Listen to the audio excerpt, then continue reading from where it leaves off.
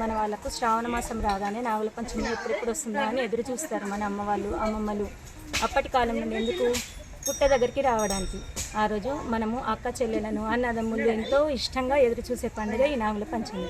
ఈరోజు ఈ పుట్ట దగ్గరికి పొద్దున్నే వచ్చి ఆవు పాలతోటి పుట్ట దగ్గర పూజించి, పుట్టలో అప్పట్లో పాములు ఉండేవి కదా, ఆ పాములను మన పిల్లలను ఎలాంటి బాధ పెట్టకూడదు, ఎలాంటి వాటికి కరవడం అలాంటివి చేయకూడదని భక్తి శ్రద్ధలతో పుట్టను పూజించి అవే కళ్ళను మనం అవే పాలను మనం ఇంటి దగ్గర మళ్ళీ తిరిగి కళ్ళు గడిపించుకుంటాం.